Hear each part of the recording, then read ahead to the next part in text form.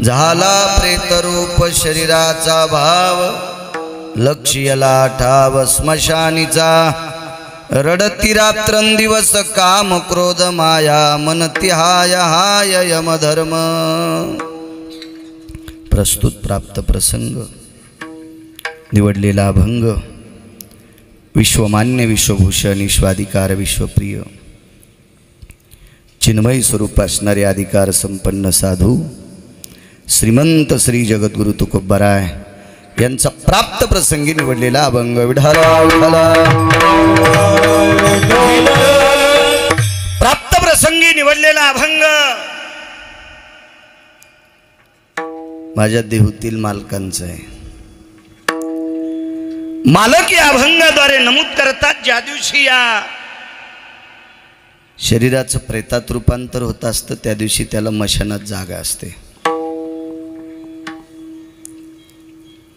मानवी जीवात एक आगळा वेगळा फरक सांगितला एका व्यक्तीसाठी फक्त, ती व्यक्ती म्हणजे संत।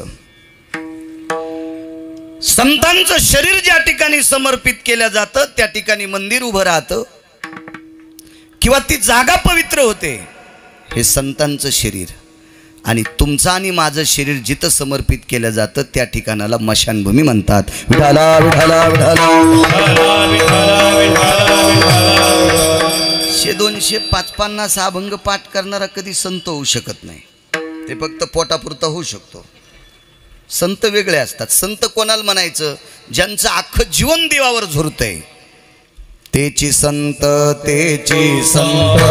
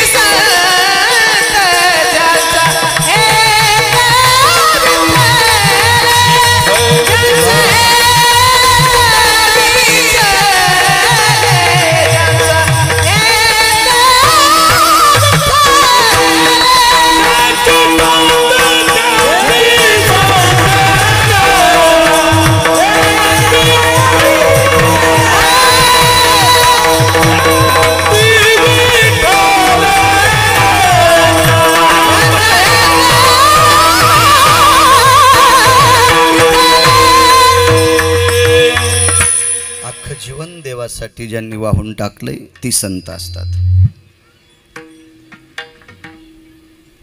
एक जण म्हणे त्यांनी गाथा पाठ केलाय। गाथा पाठ केला असेल पण गाथ्यासारखा कुठं वागला, त्याला कसं संत म्हणता येईल? एक जण म्हणे त्यांनी ज्ञानेश्वरी पाठ केली, ते उलटी वाचित आहेत। सोयशायचा मेळ लागन आणि उलट्याचा कवा मेळ लागन? ज्ञानेश्वरीतली एकच ओळी पाठ कर पण त्या ओळीसारखं वाग, तुला लोक संत म्हणतील। कारण संप्रदायातल्या कुठल्याच मृदंगाचार्यांनी, कुठल्याच भजन्यांनी, कुठल्याच कीर्तनकारांनी असा गंडल नाही येऊ द्यायला पाहिजे मी लय मोठा आहे। तुला मोठं म्हणायचं का लहान म्हणायचं, डोक्यावर घ्यायचं का कधी डोक्यावर घेऊन आपटवायचं, पुन्हा एकाही हॉस्पिटलमध्ये ऑपरेशन होणार नाही इतकं आपटायचं हे पुढच्याला कळत आहे। विठाला विठाला त्यातले 2% शिमग्याचा हुरेव असते, त्याला काहीच कळत नसतंय। विठाला विठाला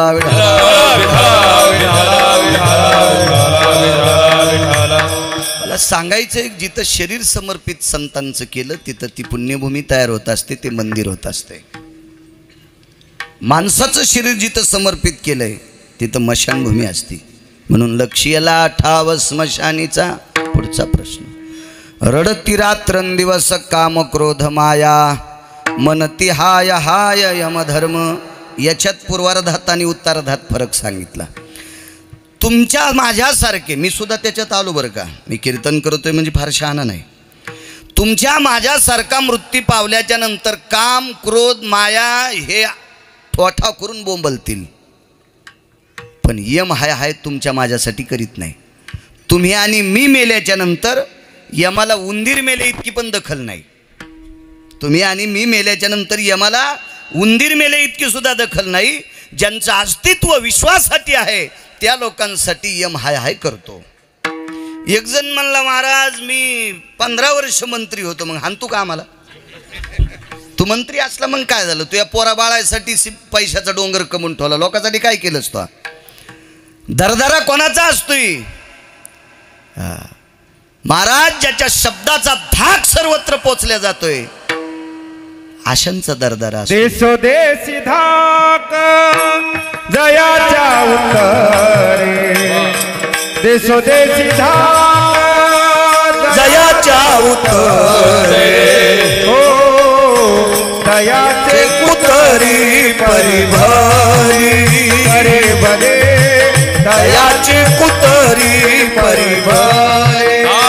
देशोदेशी धाक जयाच्या उत्तरे, देशोदेशी धाक जयाच्या उत्तरे,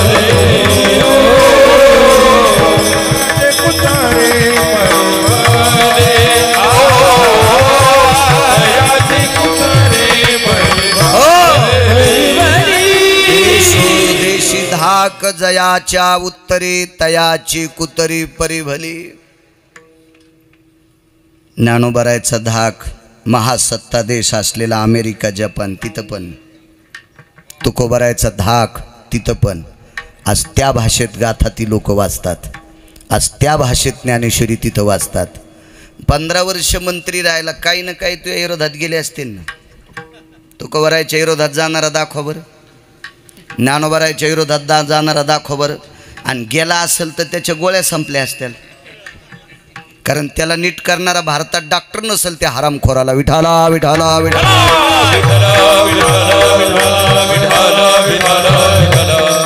अशा या दर्जेदार लोकांसाठी यम हाय हाय करतोय.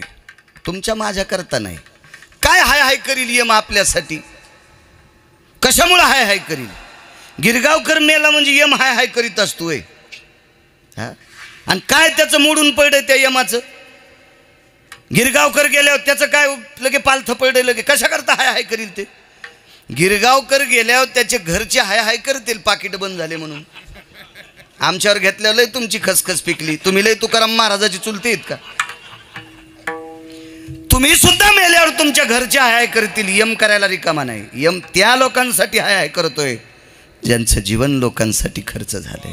मन ती हाय हाय. एक महाराज म्हणला, माझ्याकडे इतकी प्रॉपर्टी, राहू दे ना, राहू दे, काय हरकत नाही. असेल फार काय झालं तर एखाद्या इलेक्शनला उभी राहून उडून टाक.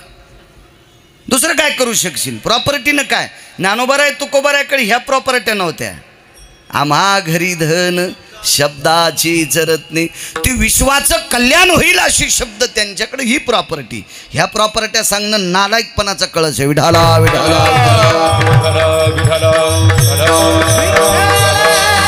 म्हणून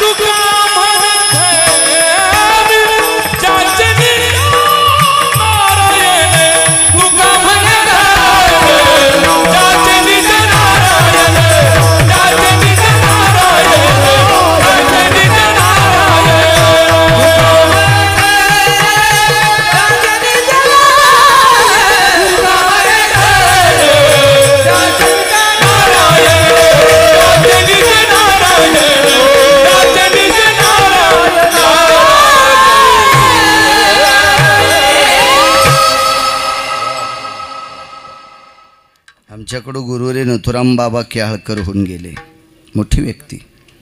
ते म्हणायचे, असं प्रमाण दिलं की कोटीची नोट. कोणासाठी यम हाय करीत नाही. वैराग्याच्या क्षिणी लागल्या शरीरा, ज्ञानाग्नी लागला ब्रह्मत्वेशी. शेणी म्हणजे गौऱ्या. गौऱ्याचे 2 प्रकार सांगितले. गाई म्हशीचं शेण एकत्रित करून मळून जी माऊली गौऱ्या लावते ती वेगळी गौरी. आणि या गाई म्हशीचं शेण शेतात पडल्याच्या नंतर आपण मग त्या वाळती तिला रानशिनी गौरी म्हणतात, असा पुराणाचा सिद्धांत. मध्ये काही लोकांनी काय नाव दिले असतील तो प्रांतभेद झाला, पण पुराण सत्य. पाहावे पुराणी विचारून, पुराणाला फार महत्त्व आहे. ह्या गौऱ्या माणसाच्या शरीराला पालथ्या लावित असतात. वैराग्याच्या क्षिणी लागल्या शरीरा. आणि माणूस मृत्यू पावल्याच्या नंतर जे दहन करण्यासाठी जो अग्नी असतो का, तो गौरीचाच असतो. गौरीचा असतो. ठीक आहे, कोणता जर अग्नी असता तर ज्याच्या इथं पैसे लय उतू आले त्यानं बावनिया चंदनाचा केला असता, त्यानं मलयानिळू चंदनाचा केला असता, त्यानं रक्तचंदनाचा केला असता. मी सुद्धा हे नुसते नावच ऐकलेत, अजून हे 2 चंदन पाहिले नाही. रक्तचंदन पाहिलं, झाडंही लावलं, पण बावनिया मलयानिळू चंदन पाहिलंच नाही. कारण बावनिया चंदनात इतकी ताकद असती, चिमूटभर उकळत्या त्याला एक क्षण चितळ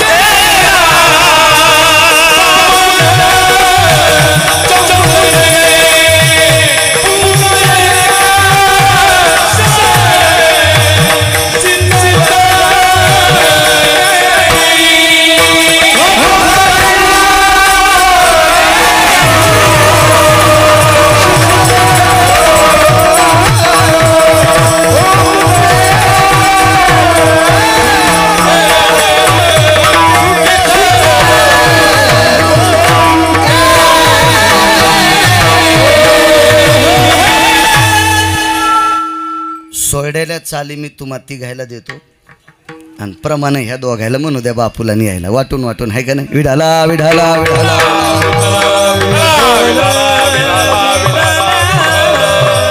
तसं काय नाही. आणि प्रमाण ह्या दोघायचीच जहागिरी नाही. पाठ असल्यावर तुम्ही पण म्हणा विढाला विढाला तापलिया तेला बावनी चंदन शन एक बुंद शीतल करी. ऐके मलया निळूची कहाणी.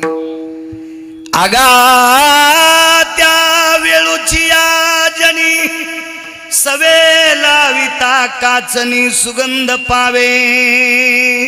एरंडाईसे तेगा कोण तेही त्यासी मिनता जाण. सुगंधावरुता पावन मलया निळूची पायो.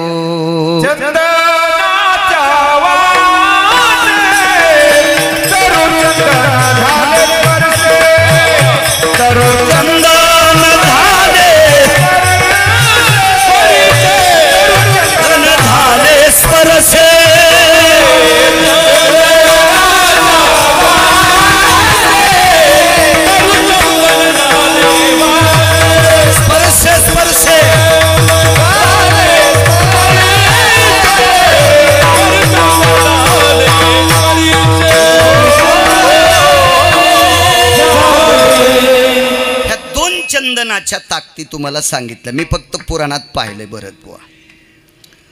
पण काही पैशावाल्या लोकांनी तो शेवटचा अग्नी ह्या चंदनाचा केला असता, पण पुराण सांगत नाही बुवा. पुराण भडाग्नी नावाचा अग्नी गौरीचाच सांगते. अग्नीचे प्रकार 9 आणि 14 सांगितले. दोन्ही जरी सांगितले असतील, 14 मध्ये 9 मध्ये पण भडाग्नी नावाचा अग्नी येतो. दारात गौरी पेटवल्याच्या नंतर त्या अग्नीला भडाग्नी म्हणतात. तिथं म्हणत नाहीत. त्याच्यावर पाणी तापवतात, ते पाणी प्रेताला घालतात. शेवटी ते पाणी घातलं की पुन्हा दुसरं पाणी घालायचं नाही. आणि ते गाडगं पालथं झालं की त्याच्यात तो अग्नी भरतात. तो अग्नी मशानात नेऊन पुन्हा पाय त्याला रिचवतात. त्याच्यात पुन्हा पाणी आणतात, पुन्हा पाणी पाजतात. पाणी पाजताना सुद्धा माणसं रांगात धरतात. जसं देवाला पाजायलेत, गाईला पाजायलेत, बैलाला पाजायलेत. आपल्यापेक्षा कमी वयाचा व्यक्ती गेल्यावर त्याला पाणी पाजत नसते. इतकं धोरण मात्र ठेवलं पाहिजे, कारण असं पुराण सांगते. आणि हा अग्नी त्या गौरीचाच असतो. त्या अग्नीला मग पुन्हा एका काष्टात घेतल्याच्या नंतर छातीवर ठेवल्यावर त्याला भडाग्नी म्हणतात. आणि तो अग्नी दिल्याच्या नंतर माणसं परत येतात. भडाग्नी देवोनी स्मशानी भडाग्नी देवोनी येते परतोनी माघारे येती परतोनी माघारे स्मशानी देवोनी भडाग्नी देवोनी स्मशानी देवोनी भडाग्नी देवोनी येते परतोनी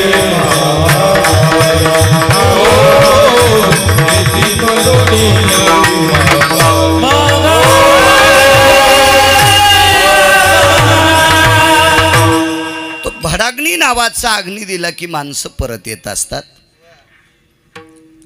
मला असं वाटतं पुढच्या कडव्यावर जर आपण जात राहिलो तर 1-1.5 वाजल, आहे का नाही.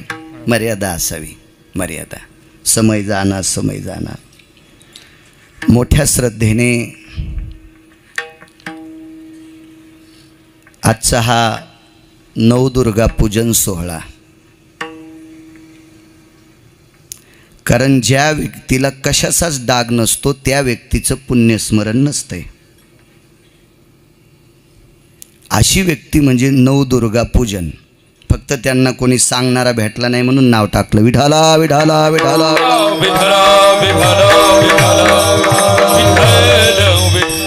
कारण ज्या कुमारिकेच्या स्मृतीला उजाळा देण्यासाठी कार्यक्रम ठेवला ती तुळशी इतकी पवित्र आहे. ऐकण्याहून सांगतो, मला फौजीचे वडील सुद्धा म्हटले, इथं बसलो होतो आम्ही, काही नाही म्हणले. पुन्हा अलीकडे एक जणाकडे थांबलो होतो, तुम्ही म्हणल्यावर त्यांनी सुद्धा सांगितलं काही नाही, तिला बोलणं कळत नव्हतं, आपण बोललेलं कळत नव्हतं, तिला बोलता येत नव्हतं, तिला पैसे कळत नव्हते, हे आपलं कळत नव्हतं, हे दुसऱ्याचं कळत नव्हतं, काहीच नाही. या सगळ्या गोष्टीतून निराळी असणारी व्यक्ती ती देवयानी. नाव मात्र सुंदर दिलं तिला, खरंच देवयानी म्हणावं लागेल.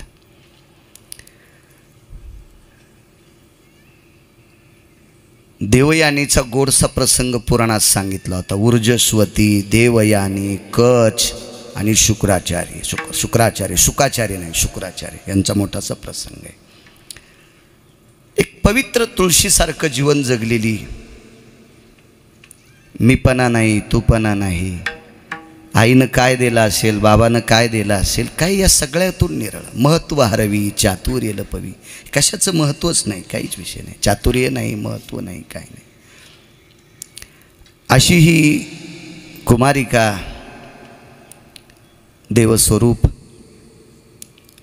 नवदुर्गेच्या सानिध्यात विलीन झालेली देवयानी अशा परमपावन एका सदाचारी पिंडाचं शरीर विश्वाच्या मालकाच्या सानिध्यात या मातीत समर्पित झालं. आणि तिच्या स्मृतीला उजाळा देण्यासाठी आजचा कार्यक्रम आदरणीय वाल्मिकरावांनी ठेवलेला आहे. वाल्मिक रामभाऊ शिंदे यांनी हा कार्यक्रम आपल्या कन्येसाठी ठेवला. मला वाटतंय 20-22 वर्ष आयुष्य होतं वाटतंय, बऱ्याच दिवस फुलासारखं सांभाळलं. कारण काम करणाऱ्याला कोणी सांभाळील हो, पण कामही तिचं काहीच नव्हतं. तिने या घराला काही एखादं काम करून 2 पैसे आणून द्यावा, शिकून महत्त्व वाढवावा, काय कांद्याचं रान खुरपावा, अमकं करावा, तमकं करावा, घर पुसावा, धुणी धुवावी, भांडी धुवावी, काही विषय नाही. दिलं खायला खाल्लं, आली झोप पडले. अशा या त्या अवस्थेत जीवन जगणारी ती कन्या. म्हणून वाल्मिकरावांना धन्यवाद. ऋषिकेश भाऊ आहेत, छाया त्यांची आई आहेत आणि शुभम एक भाऊ आहे. या शिंदे कुटुंबियांनी वाल्मिकरावांनी आपल्या कन्येच्या स्मृतीला उजाळा देण्यासाठी हा नवदुर्गा पूजन सोहळा केला. आता जरी आम्हाला बोलवलं असेल, पण याच्यानंतर एखादी तिथी बघून 9 मुलींचं पूजन करा, की जेणेकरून, कारण दुर्गेमध्ये विलीन झालेली ती सात्विक सदाचारी कन्या आहे, तिला कसल्याही प्रकारचा रंग लागलेला नाही. तुम्हाला एक सांगू का, कळत्या मुलीचा आबा लग्न नाही झालं तरी भावनेचा रंग लागलेला असतोय. जिला कळतंय का, आता 18-19 वर्षाची एखादी कुमारिका मुलगी जर मृत्यू पावली, ती 10वी 11वी 12वीला काय असेल, पण तिला कळतंय. आणि कळत असताना भरतबुवा तिच्या लक्षात आलंय, माझं लग्न झाल्यावर मला असा बंगला असावा. तिला भावना कळाल्या, मला अशा प्रतीचा विद्वान पती असावा. तिला त्या भावना कळाला, कारण भावनेशी तिच्या शरीराशी संग झाला आहे. हिला भावनेशी संग नाही. याच्यातूनही ही ती निराळी राहिली आणि म्हणून ती जगदंबा स्वरूप आहे, ती देवी स्वरूप आहे. अशा या परमपावन माऊलीला गिरगावकराचा साष्टांग प्रणिपात. राहिला प्रश्न, जावं लागतंय तर देहूतल्या मालकांचा निवडलेला अभंग झाला प्रेतरूप शरीराचा भाव लक्ष्यला ठाव स्मशानीचा. आज कुमारी देवस्वरूप नवदुर्गेमध्ये विलीन झालेल्या कुमारी स्वर्गीय देवयानीच्या या स्मृतीला उजाळा देण्याच्या निमित्त माझ्यासारख्या अल्पज्ञानी गिरगावकराला कीर्तन करण्याचा योग येतोय, ते माझं परम भाग्य आहे. त्यासाठी आदरणीय आमचे माऊली महाराज कुरे, हिंगोली जिल्हा सेनगाव, ते वाल्मिकरावांच्या वतीने मला संपर्क करत होते आणि ते आलेसुद्धा. माऊली तुम्हाला सुद्धा धन्यवाद, प्रणाम. स्वतः मृदंग वाजायला बसले, तुम्हालाही प्रणाम. मृदंग क्षेत्रातलं नाविन्यपूर्ण रत्न, सर्वांच्या अंतकरणातलं तनामनातलं, महाराष्ट्रभर मृदंग म्हटलं की भरत महाराजांचं नाव आठवलं जातं. लोकांच्या अंतकरणात हृदयावर अधिराज्य केलेलं आहे. अशी व्यक्ती आदरणीय भरत महाराज पठाडेसुद्धा आलेत, त्यांनासुद्धा धन्यवाद, प्रणाम. गायन क्षेत्रातली बुलंद तोप आमच्या मराठवाड्याला लाभलेली. तुम्ही पश्चिम महाराष्ट्रात येता ना, आमच्यापेक्षा 40-50 वर्ष पुढे आहेत तुम्ही. आमचं काय साधं पिकल बळडी तर कळडी घोडी नाही, तर उदो आंबाबाईची पळडी. चला असू द्या, काय हरकत नाही. तुम्ही मोठे व्हा, आमच्या पोरी तुमच्याकडे देऊ, त्याच्याच हातात केल्या येणार आहेत, काय ताण घेता. मराठवाड्याला लाभलेली गायन क्षेत्रातली बुलंद तोप आदरणीय किशोरजी महाराज दिवटे. गोड आवाजावर त्यांचं प्रभुत्व आहे. सुरेल असं ज्यांचं गायने बऱ्यापैकी लोकांच्या अंतकरणात त्यांच्या आवाजाचा गुंजावर राहतो, असे आदरणीय किशोरजी महाराज दिवटे आहेत, त्यांनासुद्धा धन्यवाद, प्रणाम. तशीच मराठवाड्याला लाभलेली तोडीसतोड गायन क्षेत्रातली बुलंद तोप, सर्वत्र लोकांच्या अंतकरणात कानात त्यांचा आवाज गुंजतो, असे कैलासजी महाराज पवार आहेत, त्यांनासुद्धा धन्यवाद, प्रणाम. तसेच आदरणीय ओंकार महाराज जगताप, गोड सुरेल असा आवाज ज्यांचा आहे, महाराष्ट्रभर ज्यांची ख्याती आहे, असे ओंकारजी महाराज जगताप, त्यांनासुद्धा धन्यवाद, प्रणाम. आणि माझ्या ज्ञानोबाराय तुकोबारायच्या नामाची साधना करणारी, मस्तक माझा पायावरी या वारकरी संतांच्या दोन्ही चोपदारांनासुद्धा धन्यवाद. उत्तरेश्वर बापू वांगीकर, गोड प्रमाण त्यांना खूपसे काही पाठ आहेत, त्यांनासुद्धा धन्यवाद, प्रणाम. आदरणीय जगदाळे आबा, महाराष्ट्रभर मोठ्या मोठ्या संप्रदायातल्या जुनाट कीर्तनकारांसोबत महाराष्ट्रभर ते फिरत राहिले, असे जगदाळे आबा या परिसराला लाभलेली गायन क्षेत्रातली बुलंद तोप आदरणीय आबा. बाजूचे हरिभक्तीपरायण माधव महाराज आहेत, त्यांच्या बाजूचे आदरणीय कृष्णा महाराज, त्यानेच तुम्हाला माईक सोडे, त्यांनाही धन्यवाद. आधी करून सर्व महाराज मंडळी आणि साऊंड सिस्टीमवाल्यांना कोटी कोटी धन्यवाद. विठाला विठाला.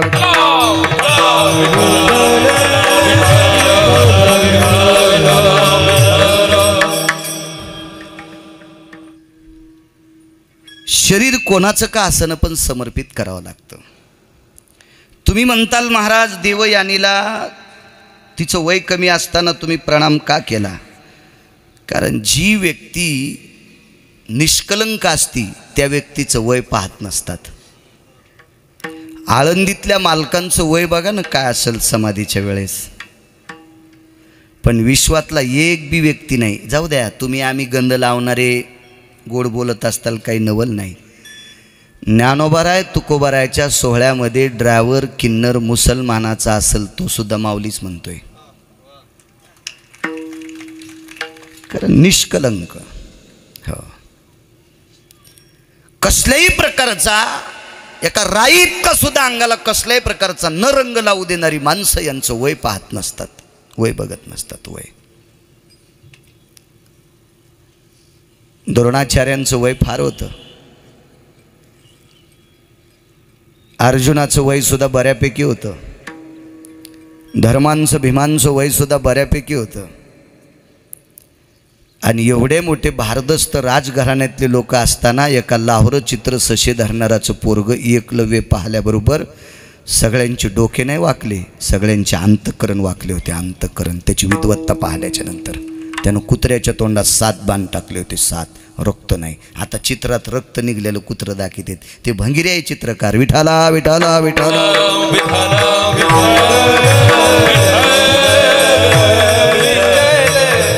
कारण त्याला डोकं नाही. अशी कसली चित्र पुराण पाहिल्याशिवाय लिहायची नाही, करायची नाही, रेखाटायची नाही. मूर्खपणा आहे त्याचा, नालायकपणा आहे तो. विठाला विठाला विठाला. निष्कलंक लोकांचं दर्शन. आपल्या संप्रदायात विद्वत्तेला किंमत नाही असं म्हणणार नाही, पण आचरणा इतकी किंमत विद्वत्तेला नाही. पक्वादात तुम्ही महाराष्ट्राचे गाजले असताल आणि एखाद्याशी जर तुमचा पाय घसरला असेल तर तुम्ही पाय पडायच्या योग्यतेचे नाहीत. महाराष्ट्र तुमच्यावर घेतोय म्हणून अंगा येऊ देऊ नका. महाराष्ट्रभर गिरगावचा बाळू 5000पेक्षा जास्त गाव फिरलाय आतापर्यंत.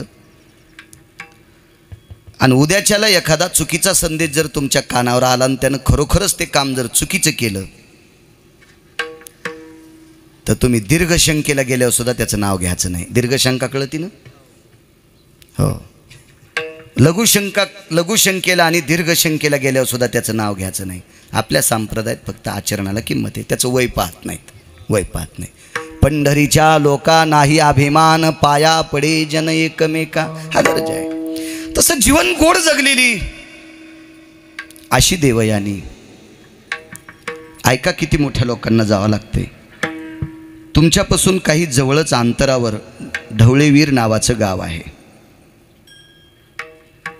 ते खानदेशमध्ये येते आणि जवळ आलं. जवळ त्या गावाचं नाव आहे ढवळेवीर. त्या गावामध्ये देवयानी सारखी रुक्मिणी नावाची एक माऊली जन्माला आली.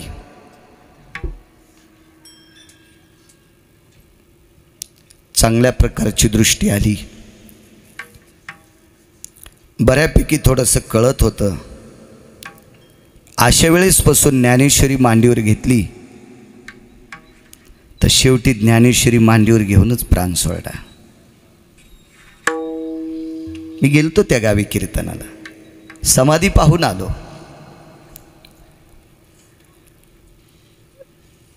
त्या माऊलीचं नाव आहे रुक्मिणी.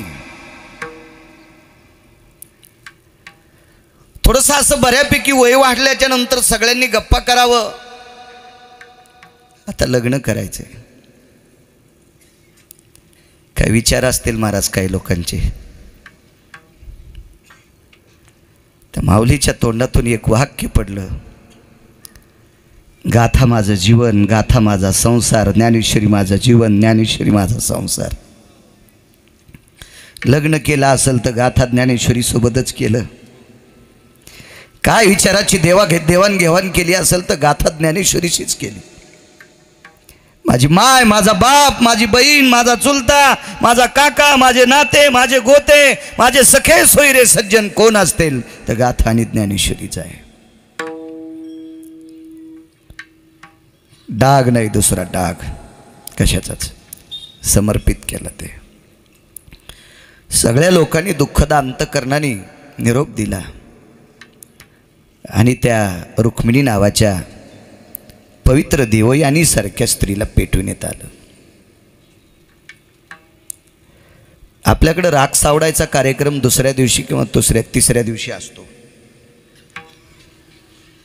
तद्वज्ञायानं ज्याला अस्थिसंचय म्हणतात पुराणाच्या भाषेमध्ये. अस्थिसंचय करण्यासाठी ज्या वेळेला सगळी माणसं गेली त्यावेळेला देवटे बुवा एका नखा इतकी अस्थी सापडली नाही, एका नखा इतकी अस्थी सापडली नाही. सापड काय भरत बुवा? गळ्यातली तुळशीची माळ, फक्त तुळशीची माळ सापडली.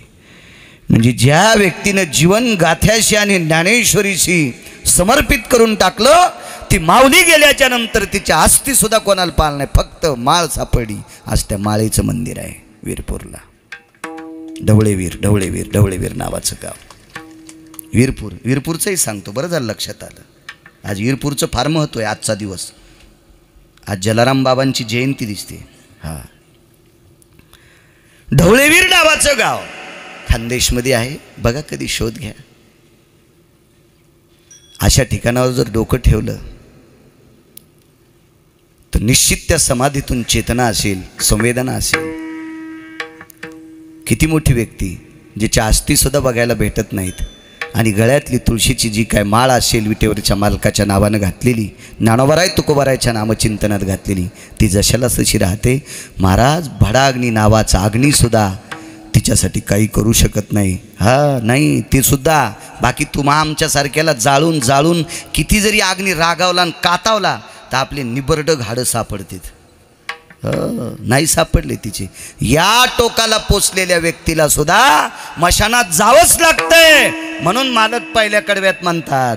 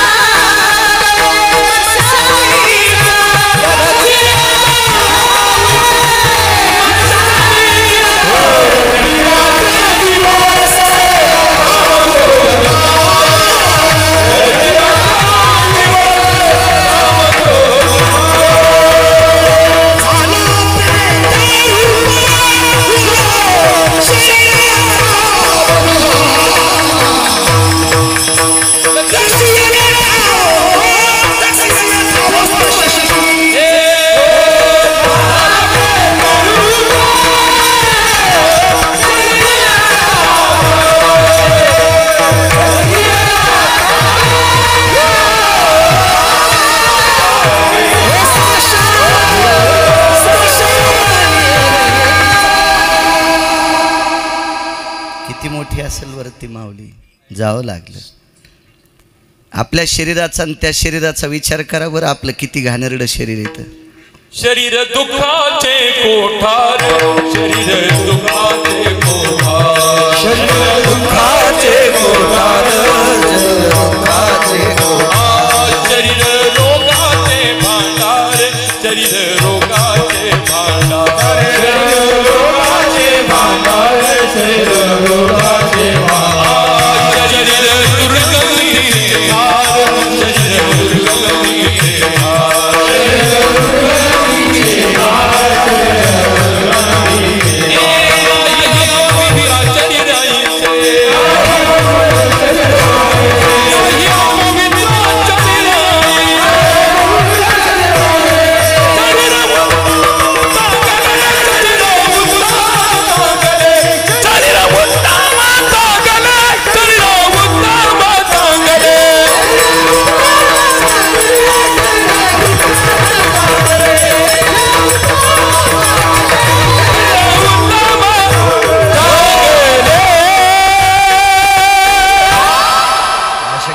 संतांची आबा.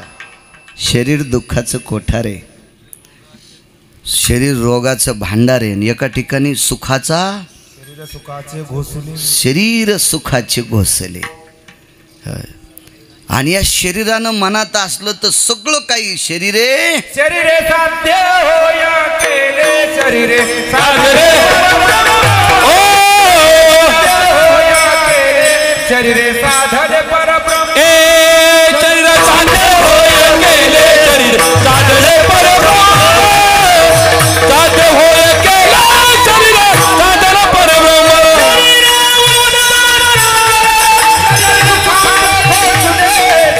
साधे होय केले शरीर साधरे परब्रह्म शरीर साधे होय केले शरीर साधो उत्तम साधने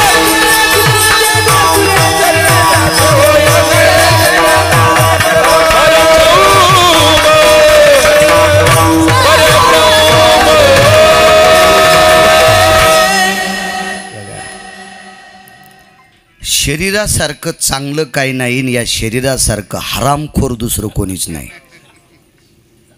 इतकं बदमाश नालायक आणि हरामखोर शरीर इतकं काहीच नाही. या शरीरानं मनात आणलं तर टँकरनं दारू पिणारी सुद्धा माळकरी झाले. किती शरीर चांगलं आणि जीवनभर सुपारीचं व्यसन नसणारे टँकरनं दारू पिऊ पिऊ मेले. कारण नादी लागतं हे शरीर कोणाच्या नादी लागतंय. मला सांगा रुक्मिणी आईसाहेबांचं शरीर फक्त ज्ञानोबराय तुकोबरायच्यात नादी लागलं. हो इतकं गोड लय हरामखोर शरीर आहे. आम्ही एकदा 4-5 दिवसाच्या एका देवतेच्या दर्शनाला गेलतो. बऱ्यापैकी मोठाले लोक होते, त्याच्यात मीच गरीब होतो. म्हणजे धोत्रावर होतो, ते सुटाबुटातले गुडघ्या इतकाले स्वाक्स गिक्स असे मोठाले लोक होते. ते आपण धोत्रावर, पण धोत्राला बी काही साधं समजी नव्ह का. कारण धोत्रावाल्याचं नोटावर चित्र असल्याशिवाय भारतातली नोट चलत नाही. हे जरा पांचटाईन लक्षात ठेवलं पाहिजे. विठाला विठाला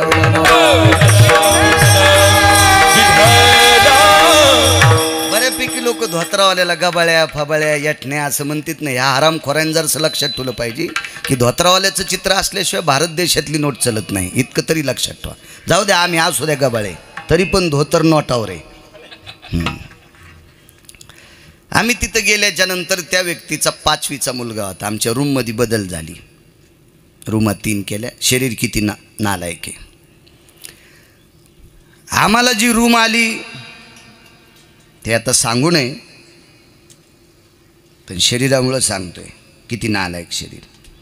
त्यांनी रूम पाहिल्याच्या नंतर त्यांचा मुलगा त्यांच्या बाबांना म्हणलं, बाबा या रूममधलं बाथरूम मला पसंत नाही. 5वीचा मुलगा. ते माझ्याकडे आले म्हणे, महाराज तुमची रूम आम्हाला देता का. म्हणलं काय हरकत नाही, तुम्हीच देईल ती. आमची कुठं रूम आहे, तुम्हीच तिकीट काढून आणले. आता आम्ही गेल्यावर तुमचे दिवसात देतो, तुम्हीच तिकीट काढत ना. असं म्हणलो नाही, रागाला असताना त्याला. पण आता म्हणायलो आमच्या रूममध्ये. आम्ही प्रवासात असताना त्यांना विचारलं, रूममध्ये बदल कशा करता केली. एसी तर तुमच्या रूममध्ये होते, आमच्या रूममध्ये होती, पाणी होतं नळाला सगळं. आता मोठ्या चांगल्या रूम केल्या त्याच्यामुळं त्या बाटल्या गिटल्या पाण्याचं सगळं पद्धतशीर. झाडझुडीला 2-3 बाऱ्या लोक याचे. नाही म्हणे तुमच्या रूममध्ये कमोडचं भांडं होतं आणि आमच्या पोराला त्याची सवय लागली होती आणि ते ह्या महाराष्ट्रीयन भांड्यात बसत नाही. पोरगं कितीचं होतं, त्याचे गुडघे दुखत असतील का, त्याची कंबर दुखत असेल का, त्याला काही लखवा गिखवा होता का, काहीच नाही. फक्त सवय लागली नालायक. 5वीच्या पोराला त्या भांड्याची सवय लागली. हे शरीर इतकं अपवित्र आहे, कशाला चिटकतं. लय लोकायला तंबाखू खाल्ल्याशिवाय संडास होत नाही, आहे का नाही. विठाला विठाला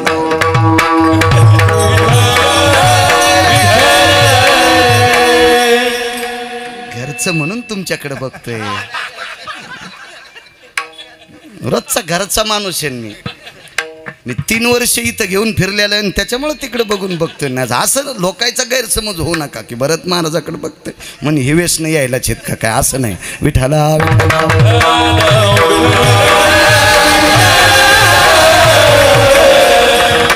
माऊली महाराजाकडे बघावं ते म्हणतील मी तारीख घेतली मैच काशी करायला बाबा, आहे का नाही. असं आगाऊपणा व्हायचा. रोजच्या सोबत असल्या गोष्ट वेगळी असते, आहे की नाही. तेवढे बा शरीर आहे. चला किती पवित्र माणसाला मशानात जावंच लागते. शरीर समर लक्ष याला ठाव स्मशानीचा. मी सोडलेले प्रमाण ती घ्यायला देणार, पण तुम्ही वाटून वाटून म्हणा. मी काही एक जणाकडे बोट करणार नाही, फक्त म्हणा. तुम्ही कोणी म्हणायचं नाही. तुम्हाला मधलं देतो मी. हो, मधलं भरपूर देतो, काय ताण नाही.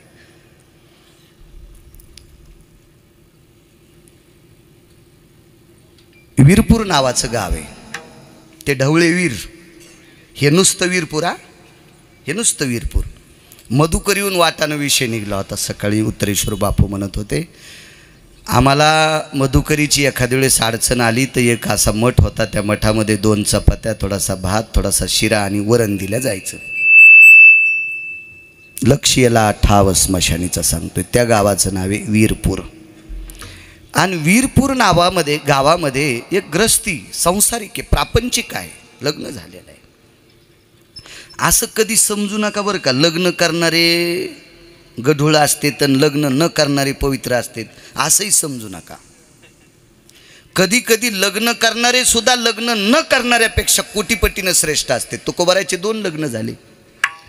कोणाची मायवेली तुकोबारायला नाव ठेवायची, जीप कापून घेईन यम, आणि यम काय जीप कापीन, यमच त्याचे भांडे घासीत होता. काळ गुलाम सलाम तुकया घरी राबतशे, काय काय 2 शांतीब्रह्म एकनाथ महाराजांचं लग्न नव्हतं का?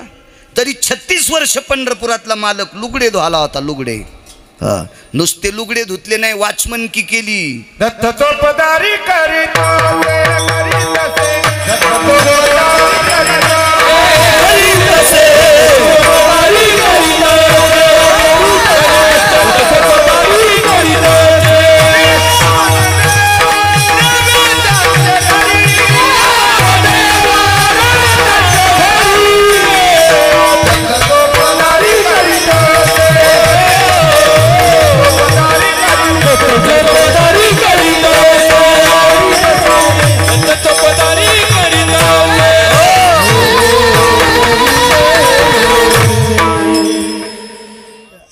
एक वृंदावनला सप्ताह 5 दिवसाचा होता आणि भागवतावर प्रवचन. आता 5 दिवसात भागवत कसं करता येईल? तसं भागवत 12 महिन्यातही संपत नसतं, पण त्याचा नियम सांगितला 7 दिवसात. त्या महाराजाला लय गडबड असेल तर 7व्या दिवशी आरती करून जात असेल, ती त्याच्या बापाची जहागिरी झाली. आणि त्याला भेटलेला तो यजमान हरामखोर झाला. तो त्यालाही पैशाचा जोर आलता म्हणून याला आणलं. दोघालाही कोण्या नरकात टाकावं यमाला कळणार नाही, ह्या 2 हरामखोरायला. विठाला विठाला विठाला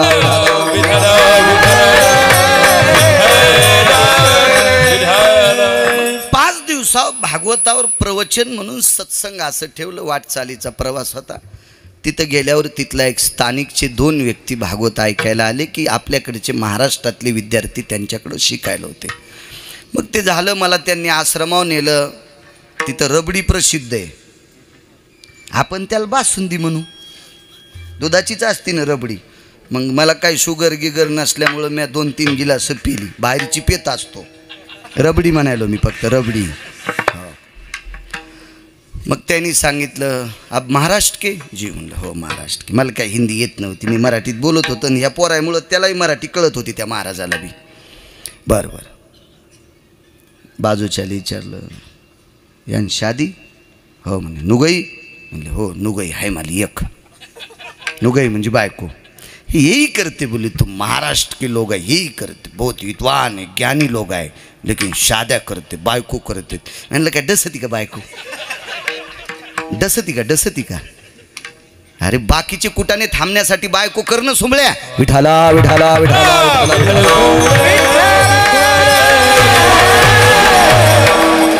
40 मिनिटं त्याला एकच सांगितलं. शांतीब्रह्म एकनाथ महाराजाकडे पंढरपुरातला मालक 36 वर्ष लुगडे धुवाला होता. ते एकट्या एकनाथ महाराजामुळे नव्हता, त्याच्यात गिरिजा काकींचं सुद्धा फार मोठं श्रेय होतं. गिरिजा काकींमुळं जगाचा बाबतीतपर्यंत आलता. साधी गोष्ट आहे का? मला सांगा, तुकोबारायकडे देव मनाने येत होते याबद्दल दुमत नाही, पण पंढरपुरातल्या मालकांनी तुकोबारायच्या पायाची माती नाही खाल्ली, जिजाबाईच्या पायाची माती खाल्ली. काटा तुकोबारायचा नाही काढला. कोणाचा काढा? जिजाबाईचा काढा. म्हणून जिजाबाईचं सुद्धा तितकंच अनन्यसाधारण महत्त्व आहे. लग्न करणाऱ्या माणसानं विधीनं संसार केला की सगळ्या गोष्टी विधीनं सेवा विषय त्यागाते समान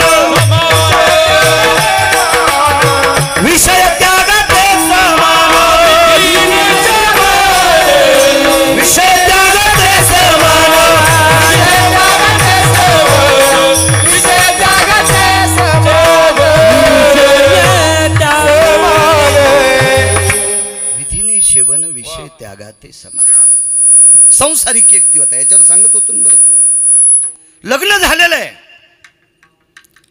पण नियम होता लग्न झाल्यापासून बायकोला एकच काम सांगितलं, कोणी जर घरी आला ना तर त्याला खाऊ घाली जाय, तांब्याभर पाणी देत जाय, गडबड असली तरी पाणी तरी पिऊन जा म्हणा, लय गडबड असली तर साखर तरी हातावर देत जाय, आपल्या घरून कोणाला उपाशी जाऊ देऊ नकोस, असं बायकोला सांगितलं. एवढंच. त्याही बाईनं पाळलं. बघता बघता ख्याती सर्वत्र पोचली की या व्यक्तीची पत्नी आणि हा जीव घातल्याशिवाय कोणाला घरी जाऊ देत नाही.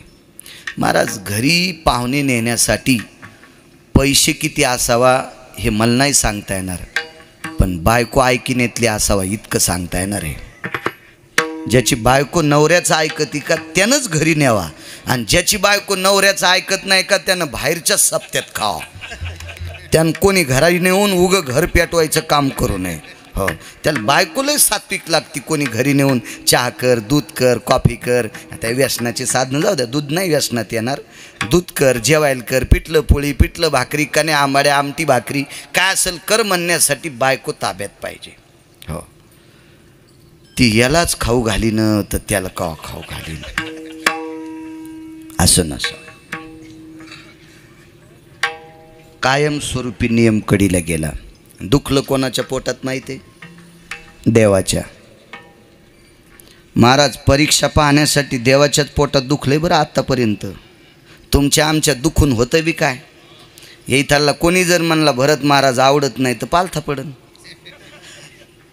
आणि एखादं म्हणला भरत महाराज छान पक्वाद वाजते तरी तुम्ही अब्जाधीश होणार नाहीत, आणि एखादा म्हणला तुम्हाला पक्वाद येत नाही तरी तुम्ही भिकारी होणार नाहीत. याच्या कोणाच्याच मनाव नाहीत तुम्ही. तुम्हाला मोठं व्हायचं का लहान ते पंढरपुरातल्याच्या हातात आहे. म्हणून भंगिऱ्यानं चोंभाळल्यावर खुश बी व्हायचं नाही, आणि भंगिऱ्यानं वाच करल्यावर नाराज बी व्हायचं नाही. कारण काही माणसाचा वर्गच असा असतो, तोंडावर नीट बोलत आहेत आणि माघारी इचकीत आहेत. जेने मुके स्तवी तेची निंदे पाठी लावी, अशी अधमाची आती. त्याचे तोंडी परमाती, जेने मुखे स्तवी त्याची निंदे पाठी लावी, ऐशी आधमाचे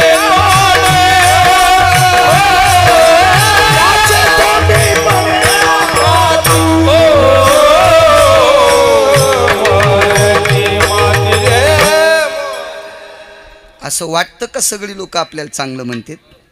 नाही नाही नाही. प्रत्येकाचा वर्ग ठरलेला आहे, प्रत्येकाला वेगवेगळं आवडत आहे, वेगवेगळं. आता आबा, तुमच्या क्षेत्रातल्या लोकांना कोण्याच कीर्तनकारानं वाईट म्हणू नये, कारण असा 2% वर्ग आहे त्याला कीर्तनाचा संबंधच नाही, त्यांना फक्त गायन आवडते. गळ्यात शपथ खोटं नाही. मी महाराष्ट्रात काय गोळ्या संपल्या म्हणून फिरतोय असा विषय नाही. त्याच्यातला 1-अर्धा टक्का असा माणूस आहे गायनाचा संबंधच नाही, त्याला फक्त भरतबुवाचा पक्वादच आवडेल.